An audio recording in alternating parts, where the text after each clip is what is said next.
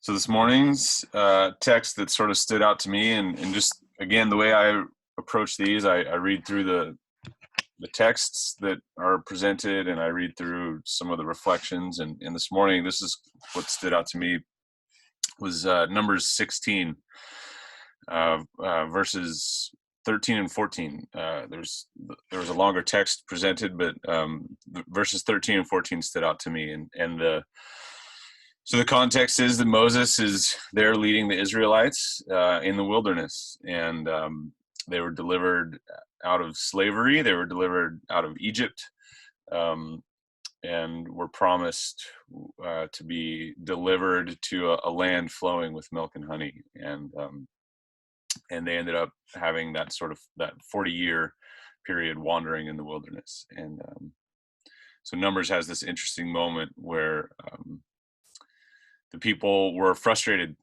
you could say, with Moses's leadership, and um, they confront him and they say, "Isn't it enough that you have brought us up out of a land flowing with milk and honey to kill us in the wilderness? And now you also want to lord it over us. Moreover, you haven't brought us into a land flowing with milk and honey, or given us an inheritance of fields and vineyards." Um, I thought it was really interesting. We're obviously in quarantine right now, and observing shelter in place in the midst of a pandemic. And you could argue that in some sense we're experiencing a kind of wilderness ourselves. And in the sense that we're in liminal space, we're just like the Israelites had been delivered out of Egypt, and were excited to move into this promised land. They were in between, and I think there's some interesting parallels where we look at their experience. And the first thing I notice is that uh, the wilderness, if you will make us question everything. Um, and here they're questioning first where they had been, and where they were going. And so I think here, this sort of wilderness, I think as a church, as followers of Jesus together, um, just like the Israelites questioned their time in Egypt and their time of where they were going, we're asking these questions: where were we as a church, and where are we going as a church? Um, and I think there's some good stuff with that. There's a good opportunity to stop and um, ask good questions about everything. But here with the Israelites, in verse 13, um, I think also the wilderness can distort our understanding of where we have been.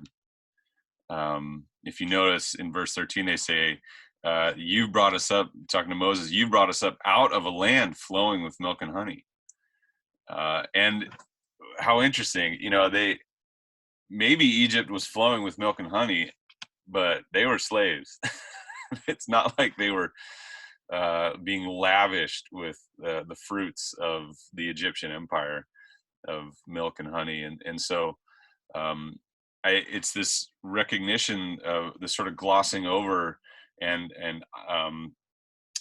it sort of inaccurately elevating the past to a place that maybe it wasn't really there. And so I think for us, it's this good moment to look back at what church life was before all of this, and to ask good questions, and not to elevate what once was to a place that isn't necessarily accurate, but to use this as a time to sift through our sort of tendency to distort our understanding of where we have been.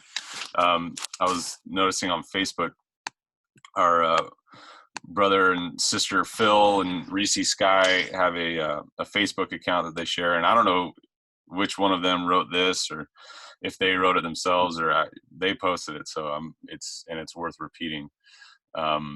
Along these lines of looking back, and they say churches rushing to fill their pews on Sunday again are not so much victims of persecution as they are consumers of a wrong belief that gathering is the mission.